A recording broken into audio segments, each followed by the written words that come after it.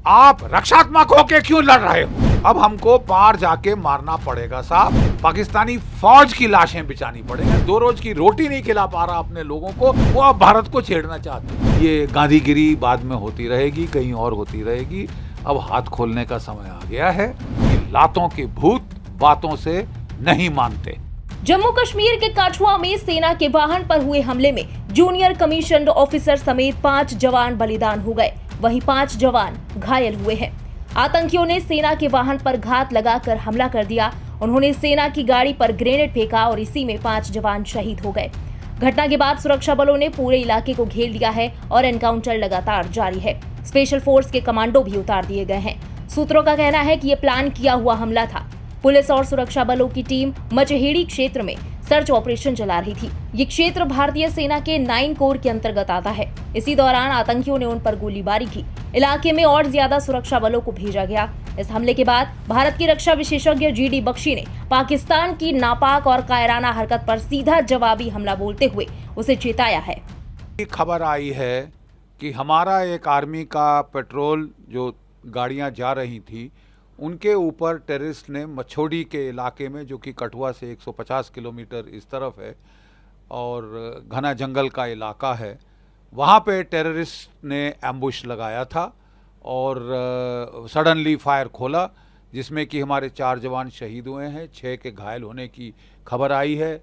एकदम counter action लिया हमारे जवानों ने, उन्होंने टेररिस्ट पे फायर किया जो कि वहाँ से भाग गए हैं। और ये अभी प्रिलिमिनरी रिपोर्ट्स हैं, डिटेल्स अभी तक आए नहीं हैं। मैं बड़ी देर से कह रहा हूँ कि देखिए, हमारा जमावड़ा ट्रूप्स का और सीपीओस का कश्मीर की वादी में बहुत हमने अच्छे तक बढ़ा दिया है, जिसकी वजह से वहाँ पे इक्के दुक्के इंसिडेंट्स ही हो रहे हैं। टेररिज्म का तकरीबन जो है केंटवा दबा दिया गया है, कमर तोड़ दी गई है। राजौरी पुंछ में और रियासी में, कठुआ में, डोडा किश्तवाड़ में मैं सेक्टर कमांडर रह चुका हूँ। राजौरी पुंछ में मैं जीओसी रोमियो फोर्स था 2004-2005 में।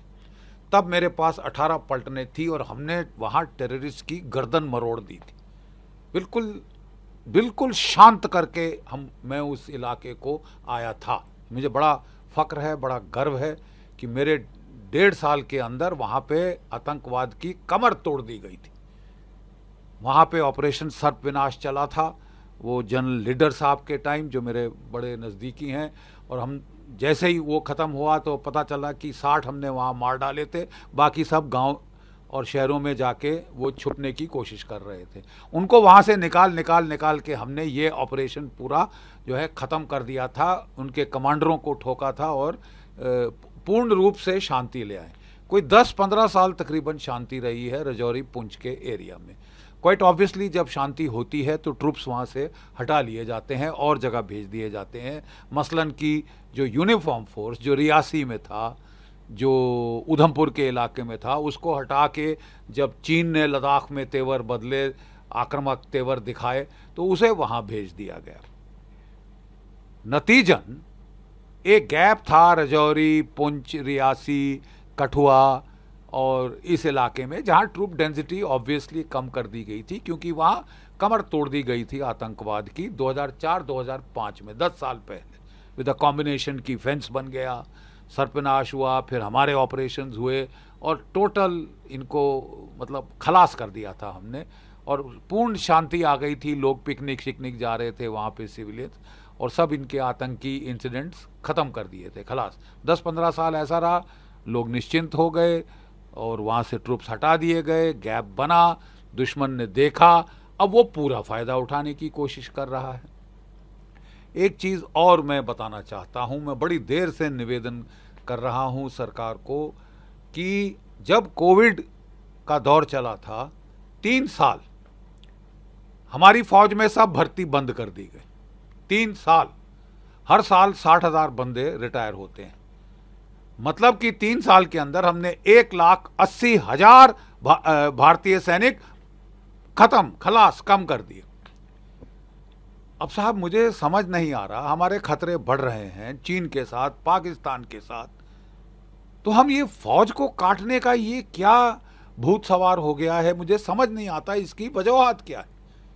कि बहुत बड़ी फौज है, बहुत भत खा रही है, थूक लगा रही है सरकार को, लड़ रहे हैं आपके लिए, मर रहे हैं, थूक नहीं लगा रहे। और जब खतरे बढ़ रहे हैं हम अपनी मैन पावर काटनी शुरू करें, जबकि हमारी सारी लड़ाई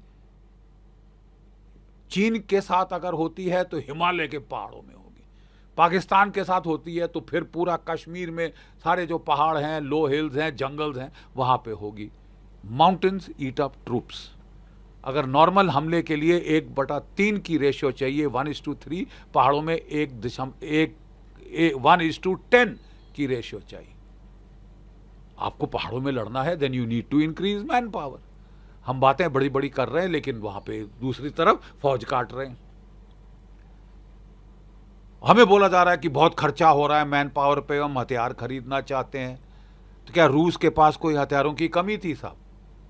रशिया यूक्रेन का युद्ध ट्रेलर आपकी आंख के सामने चल रहा है, आप क्यों नहीं उसको देखते?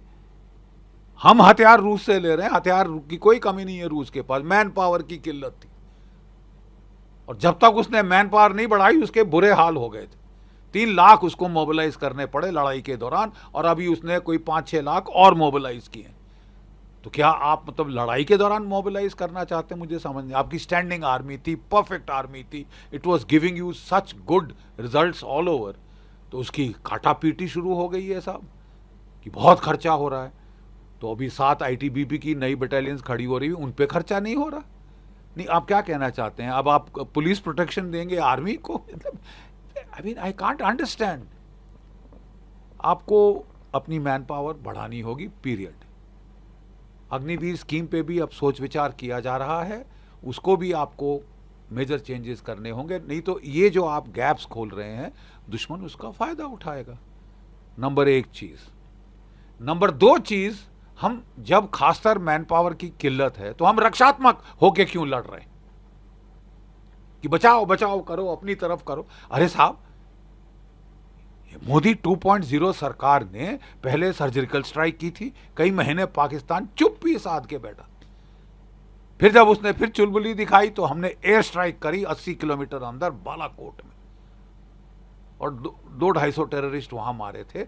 और 1-1.5 साल पाकिस्तान चुप रहा, रोता हुआ चीन की तरफ गया, मेरे आका मुझे बचाओ। और चीन ने फिर दबाव डालने की कोशिश करी लद्दाख में, उसको उल्टे बांस बरेली को पड़ गए। हमने पाकिस्तान को जब इतनी वारदातें हो गई हैं, मेरा सिंपल सीधा सवाल, आप रक्षात्मक होके क्यों लड़ रहे हो? 4 साल से सीज फायर दिया हुआ है पाकिस्तान को। सीज फायर क्यों? सबसे अच्छा दोस्त है हमारा। What do they bloody need a cease fire for? अब समय आ गया है साहब कि इनको ऐसी मार लगाई जाए कि ये कहीं छठी का दूध याद आ जाए। और हमारी फौज कर सकती है, बशर्ते कि आप उसको बोले कि नहीं सिर्फ राइफल से लड़ोगे, भारी हथियार इस्तेमाल क्यों नहीं करेंगे वो रिपब्लिक डे परेड के लिए? मेरा विश्वास है कि अगर सरकार हमारी सेना के हाथ खोल दे हाथ, वो दिखाएगी आपको वो क्या कर सकती है, दिखाएगी आपको वो लाइन ऑफ कंट्रोल के पार क्या कर सकती है। ये अटैक इंटरनेशनल बॉर्डर के पार हुआ है। This is a qualitative escalation. अब हमको पार जाके मारना पड़ेगा साहब, पाकिस्तानी फौज की लाशें बिछानी पड़ेंगी ताकि पंजाब में मातम मने कि टेररिस्ट को जाके मारेंगे, पाकिस्तानी फौज को कुछ नहीं। क्यों नहीं कहेंगे? क्यों नहीं कहेंगे? ये सारा पाकिस्तान की फौज की फसाद है। आसिम मुनीर और उसका जो DG ISI है, ये सारी उसकी ये है। एक फटीचर मुल्क जो कि इकोनॉमिक कोलैप्स की कगार पे है, उसकी इकोनॉमिक तबाही होने की है, 2 रोज की रोटी नहीं खिला पा रहा अपने लोगों को, वो अब भारत को छेड़ना चाहते हैं।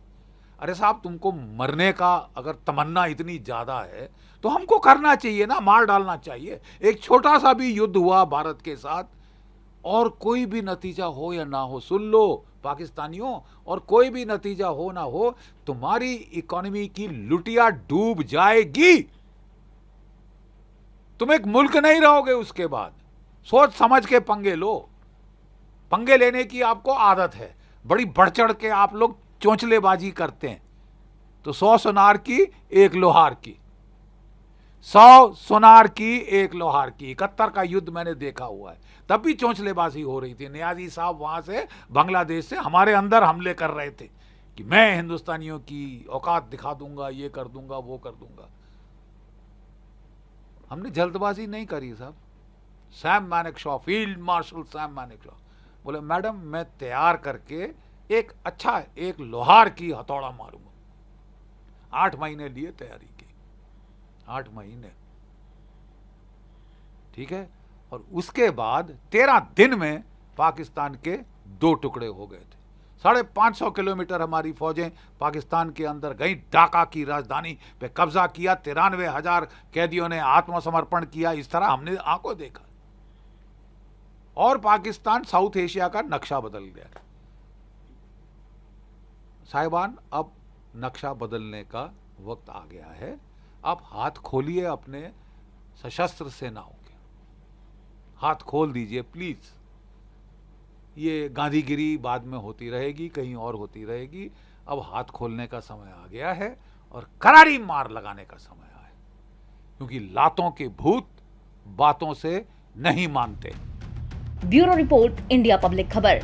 इस खबर में बस इतना ही। देश और दुनिया की बाकी तमाम बड़ी और लेटेस्ट अपडेट्स के लिए सब्सक्राइब करें इंडिया पब्लिक खबर के YouTube चैनल को और बेल आइकन दबाएं, ताकि चैनल से जुड़ी किसी भी लेटेस्ट अपडेट से आप कहीं चूक ना जाएं।